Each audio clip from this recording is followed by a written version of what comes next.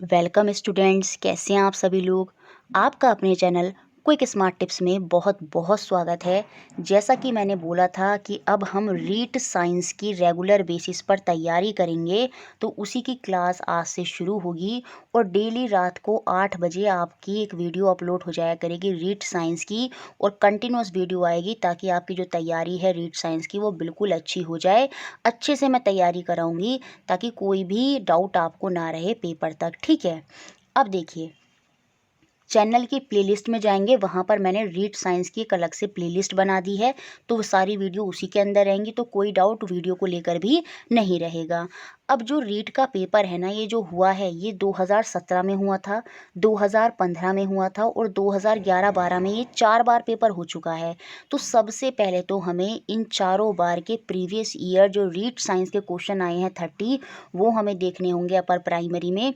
उसके बाद ही हम अपना सिलेबस जो है वो शुरू करेंगे। क्यों? क्योंकि हमें एक आइडिया होना बहुत ज़रूरी है कि पेपर का लेवल क्या है और किस तरह के क्वेश्चन वहाँ पर वो पूछ रहे हैं, क्योंकि फिर मैं तैयारी आपको उसी के अकॉर्डिंग कराऊंगी। तो सबसे पहले आज की क्लास में हम रीट 2017 में जो अपर प्राइमरी में साइंस के 30 क्वेश्चन पूछे गए थे उनको डिस्कस करेंगे, और उसके बाद हम 2015 के डिस्कस करेंगे, 2012 के और 2011 के, और उसके बाद आपकी क्लासेस जो हैं वो शुरू होंगी। ये किस पैटर्न पर हमें क्लासेस जो हैं वो अपनी कर रही होंगी। बाकी वीक में एक दो बार आपकी सुपर टेट की क्लासेस भी आती रहेंगी। और देखिए, अब मैं आपको एक चीज़ दिखाऊंगी, ये जो रीट का 2017 का पेपर हुआ है ना, इसी में से एक क्वेश्चन जो है ना सुपर टेट के एग्ज़ाम में भी था। तो कोई भी बच्चा ये ना सोचे कि ये हमारे लेवल का नहीं है, हमें ज़रूरी नहीं है। सारा मैंने बता दिया है, चाहे रीट हो, सुपर टेट हो, चाहे यूपी टेट हो, सब एक दूसरे से कनेक्टेड हैं और एक दूसरे के क्वेश्चन एक दूसरे के पेपर में देखने को मिल जाते हैं। तो इनको भी आपके लिए देखना ज़रूरी है। अदर एग्ज़ाम वालों के लिए ये तो एक अलग से बोनस हो जाएगा, ठीक है।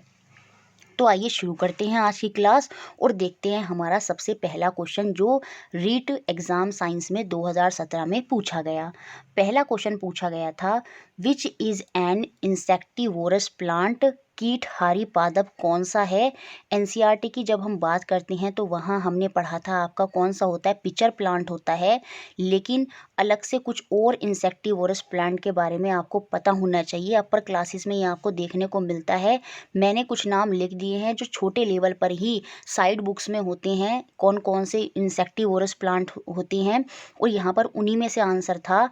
वीनस फ्लाई होता है, यूट्रिकुलेरिया होता है, ड्रोसेरा होता है और रेफ्लिशिया होता है। ये सारे के सारे इंसेक्टिवोरस प्लांट ही होते हैं, कीटहारी पादप ही होते हैं। तो यहाँ पर जो आंसर है वो आपका ऑप्शन नंबर बी है, यूट्रिकुलेरिया। अब इसको आप लिख लीजिएगा अपने कहीं साइड में। ये सारे के सारे भी इंसेक्टिवोरस प्लांट ही हैं। वीनस फ्लाई ट्रैप, ठीक है, पिचर प्लांट, यूटिकुलेरिया, ड्रोसेरा और रेफ्लिशिया लिख लीजिएगा ध्यान से, या फिर स्नैपशॉट खींच लीजिएगा। तो ये सारे के सारे इंसेक्टिवोरस प्लांट होते हैं जो कीटों को खाते हैं, जो छोटे छोटे इंसेक्ट को खाते हैं। तो ऑप्शन बी यहाँ पर बिल्कुल सही था। नेक्स्ट क्वेश्चन जो पूछा गया वो काफ़ी आसान था। हमें बताना था कि कौन सा हमारा रेड प्लैनेट होता है, लाल ग्रह कौन सा है सौर मंडल में। तो बहुत ही आसान था ये तो मंगल जो होता है आपका मार्स, ऑप्शन नंबर सी जो है वो यहाँ पर बिल्कुल सही हो जाएगा। नीला ग्रह जो होता है वो आपकी पृथ्वी होती है, इसे हम ब्लू प्लैनेट बोलते हैं पानी की वजह से। और जो हरा ग्रह है, हरा ग्रह किसे बोलते हैं, चलिए ये आप कमेंट बॉक्स में बताएंगे कि हरा ग्रह जो ग्रीन प्लैनेट है वो हम किसे बोलते हैं, ये आपको कमेंट बॉक्स में लिखना होगा। बाकी मैं आंसर जो है वो बाद में पिन कर दूंगी, ठीक है। नेक्स्ट क्वेश्चन देखते हैं, क्वेश्चन नंबर 3 जो एग्जाम में पूछा गया वो ये था, किस कोशिकांग में क्रिस्टी पाई जाती है। तो हमें बताना है सेल के, हमारा सेल होता है हमारी बॉडी के अंदर, कोशिका होती है और उस कोशिका के अंदर भी बहुत सारे पार्ट्स होते हैं, है ना। जैसे न्यूक्लियस होता है, साइटोप्लाज्म होता है ना, राइबोसोम होते हैं, माइटोकॉन्ड्रिया होते हैं। ये सारे उसके कंपोनेंट होते हैं, उसके अंग होते हैं सेल के अंदर, ठीक है। तो इसमें पूछा था ये जो क्रिस्टी है ये कोशिकांग में कहाँ पाई जाती है, तो ये आपकी माइटोकॉन्ड्रिया में पाई जाती है। तो ऑप्शन बी यहाँ पर बिल्कुल सही था। माइटोकॉन्ड्रिया को ही हम ऊर्जा संग्रह पावर हाउस भी बोलते हैं, क्योंकि जितनी भी एनर्जी होती है वो यहीं से रिलीज होती है माइटोकॉन्ड्रिया से। तो माइटोकॉन्ड्रिया में ही आपका क्रिस्टी जो है फाउंड होते हैं। तो ऑप्शन नंबर बी जो था वो बिल्कुल यहाँ पर सही था। नेक्स्ट क्वेश्चन देखते हैं, question number 4। Dots is a short form of. Dots किसका लघु स्वरूप है, ये हमें बताना है। ये टीबी के उपचार में, ट्यूबरक्लोसिस के उपचार में WHO वर्ल्ड हेल्थ ऑर्गेनाइजेशन द्वारा चलाई हुई एक स्ट्रैटेजी होती है, जिसे हम क्या बोलते हैं, डॉट्स बोलते हैं, जिसकी फुल फॉर्म होती है directly observe treatment short course, प्रत्यक्ष प्रेषित उपचार लघुपथ। तो याद रखेंगे, यहाँ पर आंसर था आपका ऑप्शन नंबर 1। और ये जो प्रोग्राम है, ये ट्यूबरक्लोसिस को ठीक करने के लिए एक स्ट्रैटेजी चलाई जाती है, रिकमेंड करी जाती है, किसके द्वारा, वर्ल्ड हेल्थ ऑर्गेनाइजेशन के द्वारा। तो इसकी फुल फॉर्म भी याद आपको रखनी है आगे के लिए, ठीक है। नेक्स्ट क्वेश्चन, क्वेश्चन नंबर 5 जो एग्जाम में पूछा गया, which food group is richest in energy in term of kilo cal per gram. कौन सा भोजन समूह किलो कैलोरी प्रति ग्राम आधार पर ऊर्जा प्रस्तुतम होता है। सिंपल बताना था, रिचेस्ट इन एनर्जी में क्या होते हैं, वो आपके फैट्स और कार्बोहाइड्रेट होते हैं। तो ऑप्शन नंबर डी में सीधा सीधा हमें फैट्स लिखा हुआ दिख रहा है। तो यही जो इस ग्रुप के जो आएंगे, जैसे कि आपका बटर वगैरह हो गया, ये रिचेस्ट इन एनर्जी होते हैं। क्विक एनर्जी हमें यहाँ पर मिल जाती है इन फूड्स को खाकर। तो oil, fats, nuts and oil seed, ये सारे के सारे रिचेस्ट इन एनर्जी होते हैं। तो ऑप्शन डी यहाँ पर बिल्कुल सही था।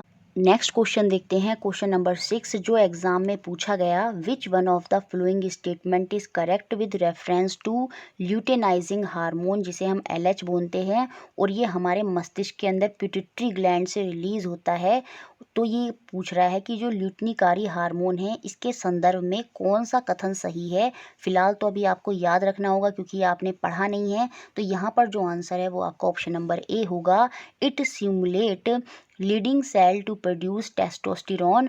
ये लीडिंग कोशिकाओं को टेस्टोस्टेरोन उत्पादन के लिए उद्दीपित करता है। कौन सा, आपका ल्यूटिनाइजिंग हार्मोन LH, जो आपके पिट्यूटरी ग्लैंड में प्रोड्यूस होता है और वहीं से आपका सीक्रेट होता है। तो ऑप्शन ए यहाँ पर सही था। नेक्स्ट क्वेश्चन, क्वेश्चन नंबर 7 जो एग्जाम में पूछा गया वो ये था, the strategy of alteration between sexual and asexual reproduction is known as. लैंगिक एवं अलैंगिक जनन के बीच एकांतरण की जो कार्यनीति होती है वो क्या कहलाती है। देखिए, जब डिफरेंट डिफरेंट फीचर के ऑर्गेनिज्म एक साथ रिप्रोडक्शन करते हैं, एक सेक्सुअल है दूसरा असेक्सुअल है, तो वो रिप्रोडक्शन क्या कहलाता है, वो आपका आंसर होगा ऑप्शन नंबर सी, हेट्रोगमी, विषम युग्मक हम उसको कहते हैं। तो यहाँ पर आंसर ऑप्शन नंबर सी था। नेक्स्ट क्वेश्चन, क्वेश्चन नंबर 8, और ये तो आपने सीटेट में भी पढ़ा होगा, हु डिस्कवर्ड पेनिसिलिन। पेनिसिलिन की खोज किसने की थी। सीधा सा आंसर होगा आपका Alexander Fleming, option number D. Next question, question number 9, देखिए ये कंप्यूटर का क्वेश्चन इसलिए आया है क्योंकि जो राजस्थान की बुक जब आप देखेंगे तो वहाँ पर एक चैप्टर में कंप्यूटर के बारे में भी डिस्कशन हुआ है। तो इसलिए एक क्वेश्चन आपका कंप्यूटर सेक्शन से इन्होंने दे दिया है कि विच of the flowing is an output device. कौन सा आउटपुट डिवाइस है, ये हमें बताना है। तो ऑप्शन डी यहाँ पर बिल्कुल सही होगा। जो मॉनिटर की स्क्रीन होती है, सीधा सा लिखा है विजुअल डिस्प्ले यूनिट VDU, जो मॉनिटर की स्क्रीन होती है उस पर हमें आउटपुट ही तो दिखाई देता है जो हम इनपुट देते हैं। बाकी ये तीनों आपके इनपुट डिवाइस हैं। तो ऑप्शन डी ही यहाँ पर सही है, यही आपका आउटपुट डिवाइस है। नेक्स्ट क्वेश्चन, क्वेश्चन नंबर 10, काफ़ी अच्छा क्वेश्चन है, coal containing maximum percentage of carbon is. कोयला जिसमें कार्बन की सर्वाधिक प्रतिशतता होती है, सबसे अच्छा वाला कोयला कौन सा होता है। तो वो होता है आपका ऑप्शन नंबर डी, एंथ्रेसाइट। और ये बहुत कम अमाउंट में इंडिया में पाया जाता है। इंडिया में जो मोस्टली कोल पाया जाता है वो होता है आपका बिटुमिनस। और कार्बन का परसेंटेज सबसे ज़्यादा किस में होता है, वो आपका एंथ्रेसाइट में होता है। तो ऑप्शन नंबर डी यहाँ पर सही था। नेक्स्ट क्वेश्चन है क्वेश्चन नंबर 11, और ये भी हमने सीटेट में काफ़ी बार पढ़ा है, antacid substance used for the treatment of acidity in stomach is. आमाशय की अम्लता का उपचार करने के लिए कौन से प्रयुक्त प्रति अम्ल होता है, वो आपका मिल्क ऑफ मैग्नीशिया होता है, जिसे हम मैग्नीशियम हाइड्रोक्साइड भी बोलते हैं। तो ऑप्शन नंबर सी यहाँ पर बिल्कुल सही है। नेक्स्ट क्वेश्चन, क्वेश्चन नंबर 12 जो एग्जाम में पूछा गया, monomers use to prepare artificial fibre Dacron is. कृत्रिम रेशा डेक्रोन बनाने में जो प्रयुक्त एकलक होता है वो कौन सा होता है, और अभी आपको याद रखना होगा। तो वो कौन सा होगा, यहाँ पर आंसर होगा option number C, ethylene glycol and terephthalic acid. तो ऑप्शन सी यहाँ पर बिल्कुल सही है। नेक्स्ट क्वेश्चन नंबर 13 जो एग्जाम में पूछा गया वो ये था, chemical formula of ammonium nitride का केमिकल फार्मूला पूछा है। अमोनियम नाइट्राइड का रासायनिक सूत्र यहाँ पर पूछा है और वो होता है आपका NH4NO2। तो यहाँ पर जो आंसर हो जाएगा वो मुझे लग रहा है ऑप्शन में मैंने लिखने में गलती कर दी है, तो ऑप्शन सी यहाँ पर हम सही कर देंगे। O2 यहाँ पर और ऐड हो जाएगा, तो NH4NO2 ये आपका अमोनियम नाइट्राइड का फॉर्मूला होता है। तो ऑप्शन सी यहाँ पर बिल्कुल सही हो जाएगा फिर। ठीक है, नेक्स्ट क्वेश्चन देखते हैं, question number 14, which of the flowing is a green house gas. निम्नलिखित में से कौन सी हरित गृह गैस है, ये हमें बताना है। देखिए, प्योर फॉर्म में नाइट्रोजन, हाइड्रोजन, ऑक्सीजन कोई भी ग्रीन हाउस गैस नहीं होती। तो यहाँ पर जो आंसर होगा वो ऑप्शन नंबर डी होगा।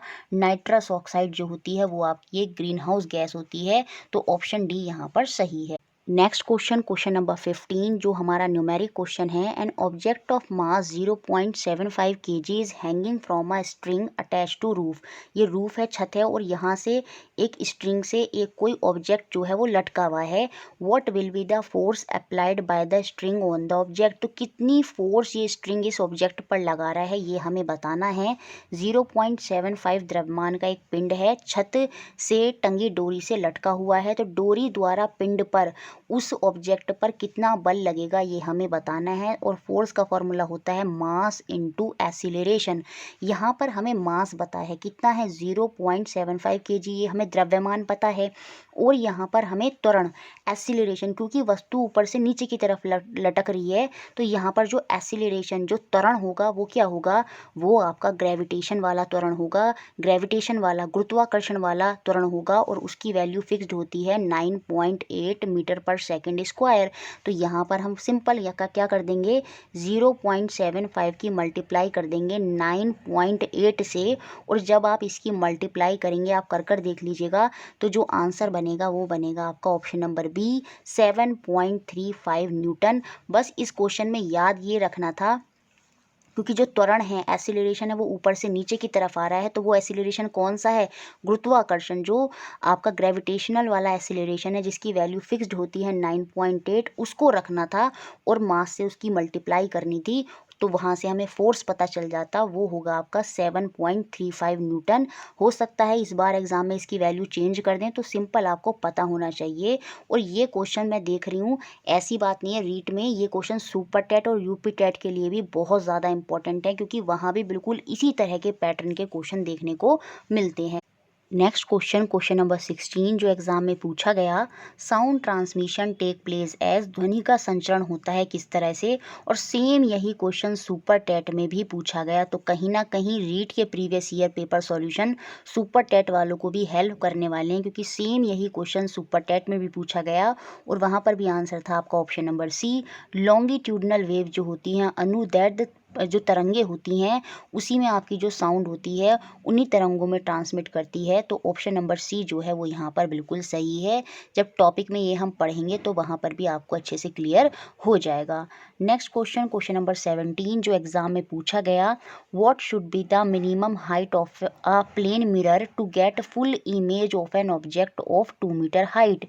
एक समतल दर्पण में 2 मीटर ऊंचाई की वस्तु का पूर्ण प्रतिबिंब देखने के लिए दर्पण की न्यूनतम ऊंचाई कितनी होनी चाहिए। देखिए, एक ऑब्जेक्ट है, मिरर में मुझे उसकी फुल इमेज देखनी है, तो वो जो मिरर है वो कितनी मिनिमम हाइट पर होना चाहिए ताकि जो इमेज है वो ऑब्जेक्ट की पूरी उस मिरर में दिखाई दे।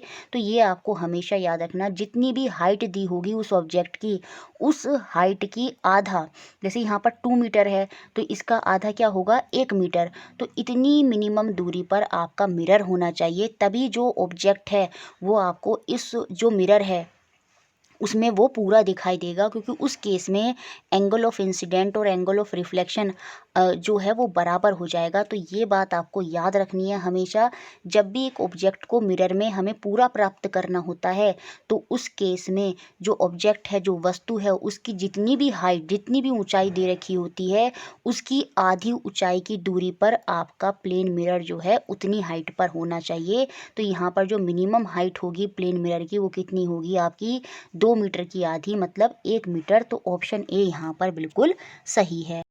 नेक्स्ट क्वेश्चन, क्वेश्चन नंबर 18 जो एग्जाम में पूछा गया, 1 जूल इज इक्विवेलेंट टू कितना होता है। तो इस केस में चारों ऑप्शन गलत दिए थे, जिसकी वजह से सभी बच्चों को मार्क्स मिल गए थे। इसमें 1 जूल जो होता है वो आपका 1/4184 किलो कैलोरी होता है, और यहाँ पर इस तरह से कोई ऑप्शन था ही नहीं, ठीक है। तो इसलिए सभी को बच्चों को मार्क्स मिल गए थे। बाकी आपको ये पॉइंट याद रखना है कि 1 जूल के अंदर कितने किलो कैलोरी होते हैं, 1/484 किलो कैलोरी होते हैं। और 1 किलो कैलोरी क्या हो जाएगा, तो 184 ऊपर चला जाएगा। तो यहाँ पर वही लिखा है कि 1 किलो कैलोरी में 4184 जूल होते हैं। और अगर मुझे 1 जूल की वैल्यू निकालनी है तो ये 4184 जो है वो नीचे आ जाएगा। उस केस में 1 जूल कितना हो जाएगा, 1/4184 किलो कैलोरी हो जाएगा। और अगर मुझे 1 किलो कैलोरी की वैल्यू निकालनी है तो ये 4184 इधर आ जाएगा। तो यहाँ पर यही लिखा है कि 1 किलो कैलोरी के अंदर 4184 जूल होते हैं। और ये बात सही है, जो कि ऑप्शन में कहीं मैच नहीं कर रही थी कि 1 जूल जो है वो किसके बराबर होना था, 1/4184 के बराबर होना था, जो कि ऑप्शन में था नहीं। इस वजह से सभी को मार्क्स इसमें मिल गया था। Next question, question number 19, which of the following temperature is not possible. निम्नलिखित में से कौन सा तापमान जो है वो संभव नहीं होगा, ये हमें बताना है। तो यहाँ पर सी और डी दोनों ही गलत दे रखे हैं। इस तरह से हम टेम्परेचर को, जो तापमान होता है, उसे रिप्रेजेंट नहीं करते। तो यहाँ पर जो इन्होंने आंसर माना था वो सी और डी दोनों ही माना था। तो जिन बच्चों ने सी टिक किया था या जिन बच्चों ने डी टिक किया था, उनके आंसर सही मान लिए गए थे, क्योंकि दोनों को ही जो टेम्परेचर रिप्रेजेंट करने की यूनिट दी है वो गलत दी है। इस तरह से टेम्परेचर को हम नहीं लिखते, ठीक है।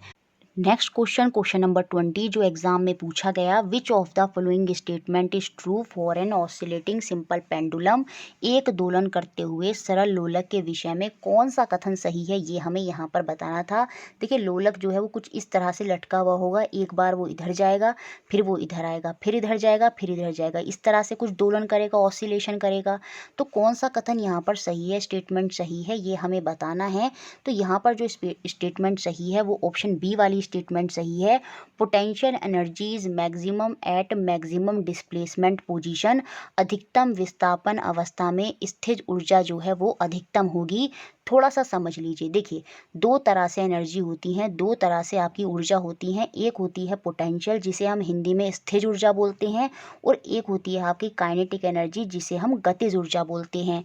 काइनेटिक एनर्जी में तो ऊर्जा धीरे धीरे बढ़ती है, जैसे साइकिल हम चलाते हैं तो वो धीरे धीरे धीरे धीरे उसकी स्पीड बढ़ती चली जाती है, तो वो तो काइनेटिक एनर्जी होगी। लेकिन जब हम एक ही साथ सारी ऊर्जा रिलीज़ कर देते हैं, जब उसमें एक ही बार में सारी ऊर्जा आ जाती है, तो वो आपकी पोटेंशियल एनर्जी होती है। जैसे आपने देखा होगा, जो बच्चे के खिलौने होते हैं उनमें हम चाबी भरते हैं तो वो एक ही बार में सारी जो ऊर्जा है एक साथ इकट्ठी कर दी जाती है और फिर उसको छोड़ा जाता है, तो वो तो पोटेंशियल एनर्जी है, वो आपकी स्थिर ऊर्जा होती है। अब देखिए, पेंडुलम में होगा क्या, लोलक में होगा क्या। लोलक पहले जब देखिए यहाँ पर आएगा, इससे ऊपर वो नहीं जा सकता, इतनी ही उसकी मैक्सिमम डिस्प्लेसमेंट, इतनी ही दूरी पर जाएगा। जैसे यहाँ से यहाँ तक, एक बार यहाँ आया था फिर यहाँ आएगा, तो इस बीच में वो मैक्सिमम इतनी ही दूरी पर जा सकता है। तो इस दूरी पर जब वो आएगा ना, तो वो एक पोटेंशियल एनर्जी यहाँ पर सारी गेन करेगा, और उसके बाद फिर से इधर जाएगा, फिर यहाँ पर पोटेंशियल एनर्जी उसकी होगी एक साथ सारी इकट्ठी, और फिर वो यहाँ से जाएगा। तो यहाँ पर क्या हो रही है, पोटेंशियल एनर्जी मैक्सिमम हो रही है, वो भी कहाँ पर, मैक्सिमम दूरी पर, मैक्सिमम डिस्प्लेसमेंट पर ही सबसे ज़्यादा पोटेंशियल एनर्जी हो रही है, जिसकी वजह से वो ऊपर से नीचे और फिर नीचे से ऊपर जा रहा है। आई होप थोड़ा बहुत तो समझ में आ गया होगा। बाकी हम जब टॉपिक सीरीज़ में पढ़ेंगे तो वहाँ आपको और अच्छे से समझ में आ जाएगा। तो ऑप्शन बी यहाँ पर बिल्कुल सही था। तो ये 20 क्वेश्चन थे जो आपके कंटेंट के पूछे गए। अब हम देखेंगे 10 क्वेश्चन जो पैडागोजी से पूछे गए। यहाँ पर भी सेम वही होना है, 20 क्वेश्चन आपके थ्योरी सेक्शन के हैं और 10 क्वेश्चन यहाँ से भी पैडागोजी में पूछे गए हैं। और पैडागोजी का जो लेवल है वो बहुत ही अलग है सीटेट से। सिंपल डायरेक्ट बेसिस पर क्वेश्चन यहाँ पर पैडागोजी में पूछे जाते हैं। एक चीज़ और आपने यहाँ से देख ली होगी, जो रीट का लेवल है वो काफ़ी हाई है, मतलब 6, 7, 8 की खाली बुक से काम नहीं चलेगा, हमें अपर लेवल पढ़ना होगा, क्योंकि जो क्वेश्चन है वो काफ़ी हाई लेवल के हैं। सिंपल 6, 7, 8 के क्वेश्चन यहाँ पर नहीं हैं। और सेम इसी तरह के क्वेश्चन, तो मैं फिर से बोल रही हूँ, सुपर टेट वालों और यूपी टेट वाले बच्चों के लिए ये रीट के प्रीवियस ईयर क्वेश्चन बहुत हेल्पफुल होने वाले हैं, क्योंकि जब आप यूपी टेट देखेंगे ना, सेम इसी तरह के क्वेश्चन वहाँ पर भी मिलते हैं और इन्हीं टॉपिकों से क्वेश्चन वहाँ पर भी मिलते हैं आपको। तो यूपी टेट वाले और जो आपके सुपर टेट वाले हैं वो बच्चे प्रीवियस ईयर रीड के ज़रूर देखें, उनको बहुत हेल्प मिलने वाली है। तो आइए अब पेडागोजी के क्वेश्चन देख लेते हैं जो एग्जाम में पूछे गए। पहला क्वेश्चन जो था या फिर 21 क्वेश्चन जो था वो क्या था, objective related to affective domain. देखिए अफेक्टिव, यहाँ पर अगर आपकी सीडीपी अच्छी है तो आप यहाँ पर इसको रिलेट कर लेंगे भावात्मक पक्ष में। भावात्मक पक्ष कहीं ना कहीं हमारे इमोशन से जुड़े होते हैं, और जब इमोशन की बात आती है तो यहाँ पर आंसर क्या होगा आपका, वैल्यूइंग हो जाएगा, अनुमूल्यन हो जाएगा, क्योंकि वहाँ पर हम यही तो करते हैं, बच्चे के अंदर मूल्य डालते हैं, वो किससे होता है, वो भावात्मक पक्ष से होता है। तो ऑप्शन सी यहाँ पर बिल्कुल सही था। Next question, question number 22, which one of the flowing is not a characteristic of a good test. निम्नलिखित में से कौन सी विशेषता एक उत्तम परीक्षण की नहीं है, ये हमें बताना है। और रीट वालों ने जो इसका आंसर माना है वो माना है ऑप्शन नंबर बी, प्लानिंग, योजना। देखिए रिलायबिलिटी, जो हमारी टेस्ट होता है उसमें विश्वसनीयता होनी चाहिए, वो रिलायबल होना चाहिए, बिल्कुल विश्वास योग्य होना चाहिए, है ना। ऐसा नहीं उसमें चिटिंग हो रही है, कुछ बच्चों को दिखा दिया जा रहा है, तो बच्चों का विश्वास ही तो होता है टेस्ट पर कि हाँ भाई बिल्कुल हमें करना है अच्छे से। तो रिलायबिलिटी तो उसमें होनी चाहिए। ऑब्जेक्टिविटी बिल्कुल होनी चाहिए, वस्तुनिष्ठता, जो टॉपिक पूछे गए हैं उससे रिलेटेड हमारा जो टेस्ट है वो होना चाहिए, वस्तुनिष्ठता वहाँ पर होनी चाहिए।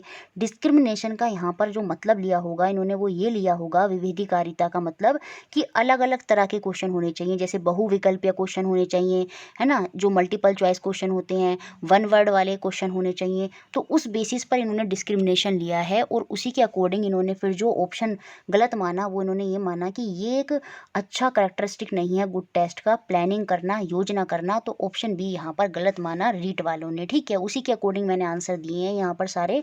23 क्वेश्चन जो पूछा गया था वो ये था, an example of projected teaching aid is.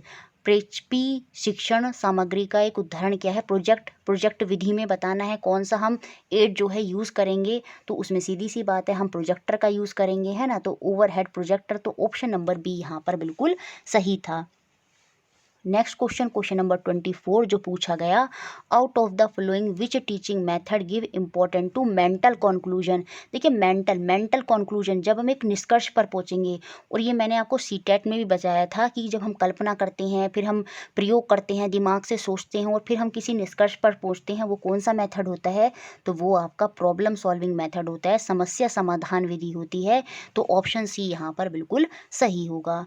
Next question देखते हैं, क्वेश्चन नंबर 25 जो पूछा गया, out of the flowing which come under product of science. निम्नलिखित में से कौन सा विज्ञान के उत्पाद के अंतर्गत आता है। मतलब आपने कोई परीक्षण किया, कोई चीज़ की, तो उसका प्रोडक्ट, उसका रिजल्ट हमें क्या मिलता है। साइंटिस्ट ये सारी चीज़ें, जितने भी एक्सपेरिमेंट होते हैं, ये सब चीज़ें क्यों करते हैं, उसका उत्पाद क्या होता है, उसका प्रोडक्ट क्या निकल कर आता है। वहाँ पर एक नियम, एक लॉ निकल कर आता है। जैसे न्यूटन ने अपने एक्सपेरिमेंट किए होंगे, तो उसके बाद उन्होंने रिजल्ट में क्या दिया, न्यूटन का first law, second law, third law. तो प्रोडक्ट ऑफ साइंस में क्या निकल कर आता है, वो आपके साइंटिफिक लॉज निकल कर आते हैं, वैज्ञानिक नियम निकल कर आते हैं। तो ऑप्शन ए यहाँ पर बिल्कुल सही है, और यही आंसर रीट वालों ने इसको माना था। नेक्स्ट क्वेश्चन, क्वेश्चन नंबर 26 जो एग्जाम में पूछा गया वो ये था, which type of teaching should be planned after diagnosing the learning difficulty of the student in science teaching.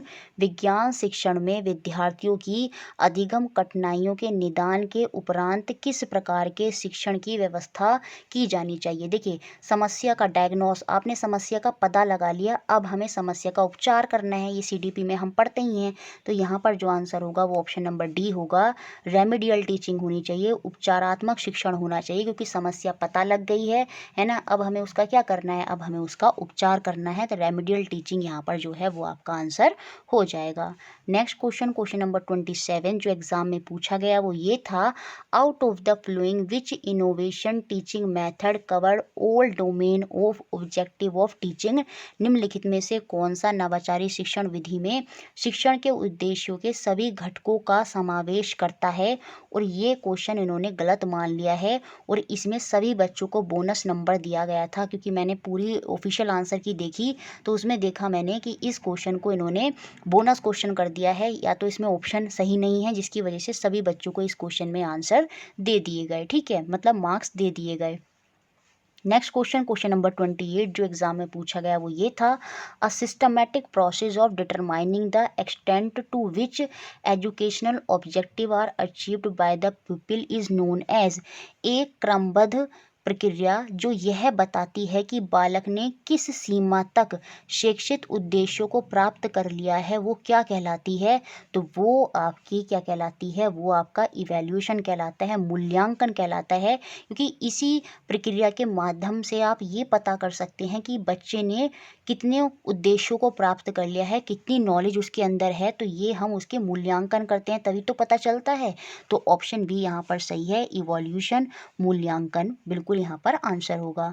Next question, question number 29 जो एग्जाम में पूछा गया वो ये था, defining action verb is related with which behaviour objective. परिभाषित करना है ना, किसी भी चीज़ को डिफाइन करना, क्रिया सूचक शब्द किस व्यवहारगत उद्देश्य से संबंधित है। सीधी सी बात है, जब हम डेफिनेशन की बात कर रहे हैं तो वो कॉग्निटिव डेवलपमेंट या कॉग्निटिव मस्तिष्क से रिलेटेड होगा, संज्ञानात्मक विकास से संबंधित होगा। तो ऑप्शन सी यहाँ पर बिल्कुल सही होगा, क्योंकि कॉग्निटिव में हम बच्चों को नियम, जो ये जितनी भी चीज़ें होती हैं, लॉज वगैरह, वो सब चीज़ें समझाते हैं। अफेक्टिव में हम बच्चे के अंदर मूल्य, जितने भी मूल्य होते हैं वो डालते हैं। जैसे हम साइंस में कहेंगे बच्चे से कि आप चीटिंग मत करना, है ना, एक्सपेरिमेंट कॉपी मत करना, तो वो अफेक्टिव के अंदर जाएगा। और बच्चे जितनी भी एक्टिविटी करेंगे तो वो किसके अंदर आएंगी, वो साइकोमोटर के अंदर जाएंगी, मनोक्रियात्मक के अंदर आ जाएंगी। तो लर्निंग वाला पार्ट, डेफिनेशन वाला पार्ट जो है वो कॉग्निटिव के अंदर आएगा। तो ऑप्शन सी यहाँ पर बिल्कुल सही है। नेक्स्ट और लास्ट क्वेश्चन जो रीट एग्जाम में था वो ये था, out of the flowing frame of linear programmed instruction which of the flowing frame is exactly relate with teaching learning content. रेखीय अभिक्रमित अनुदेशन के निम्नलिखित पद में से कौन सा पद निश्चित रूप से पढ़ाई जाने वाली विषय वस्तु से संबंधित है, तो वो होगा हमारा टीचिंग फ्रेम, शिक्षण पद जो है वो इससे संबंधित है। ऑप्शन नंबर ए यहाँ पर सही था। तो ये वो क्वेश्चन थे जो आपके रीट 2017 के साइंस पेपर में पूछे गए और बहुत ही अच्छे क्वेश्चन थे। लेकिन जो थ्योरी सेक्शन में क्वेश्चन का लेवल था वो काफ़ी अच्छा था और काफ़ी इंपॉर्टेंट क्वेश्चन भी हैं, ये आने वाले एग्जाम में होंगे।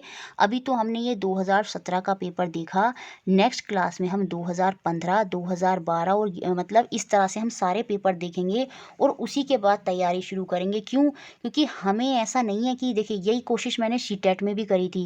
देखिए मैं सीटेट में चाहती तो वहाँ पर आपको रीट के पेपर भी सॉल्व करवा देती, लेकिन उससे कोई फ़ायदा होता? मैं चाहती तो एक्स्ट्रा क्वेश्चन में मॉडल पेपर के रूप में इन क्वेश्चनों को भी सीटेट में करा देती, लेकिन उससे कुछ नहीं होता क्योंकि इनका कनेक्शन सीटेट से बहुत कम है और जो क्वेश्चन है वो ऑलरेडी हमने सीटेट में कर लिए थे। ठीक है, तो तैयारी हमें उसी के अकॉर्डिंग करनी है जैसा लेवल है, ऐसा नहीं है। ज़्यादातर यही तो होता है आजकल, लोग क्या करते हैं सिर्फ व्यूज़ के लिए बहुत से चैनल पर साइंस में क्या होता है कुछ भी पढ़ा देते हैं, है ना। ऐसा नहीं है, हमें वही चीज़ पढ़नी है जो हमारी रिक्वायरमेंट है। अब मैंने यहाँ पर ये चीज़ मैं रियलाइज़ कर रही हूँ ये सब देखने के बाद कि यहाँ पर 6, 7, 8 की राजस्थान की बुक से काम नहीं चलेगा, हमें थोड़ा 9th 10th की बुकों को देखना पड़ेगा क्योंकि लेवल ही वही है। अब मैं खाली आपको 6, 7, 8 की छोटी बुक से छोटी छोटी चीज़ें करा दूँ तो क्या क्वेश्चन आप देखेंगे मिलेंगे एग्जाम में? नहीं। तो हमें अपना लेवल जो है उसी के अकॉर्डिंग रखना है, जैसा हमारा पेपर है उसी के हिसाब से मैं आपको तैयारी कराऊंगी रीट की, कोई भी परेशान नहीं होगा। लेकिन एक चीज़ रीट में ये अच्छी है कि जो सिलेबस है उसी के अकॉर्डिंग मैंने देखा क्वेश्चन है, तो हम उसी के अकॉर्डिंग जाएंगे, लेवल अपना थोड़ा बड़ा रखेंगे और यही लेवल आपका यूपी टेट और सुपर टेट में भी रहता है जैसा मैंने बताया। तो इसी तरह से हमारी तैयारी रहेगी। रोज़ 8 बजे आपकी रीट की एक क्लास आएगी। कल की क्लास में हम 2015 का पेपर देखेंगे। वीडियो अच्छी लगी है तो उसको लाइक कर दें, शेयर कर दें और इसी तरह हमारे साथ जुड़े रहें। Thank you for watching.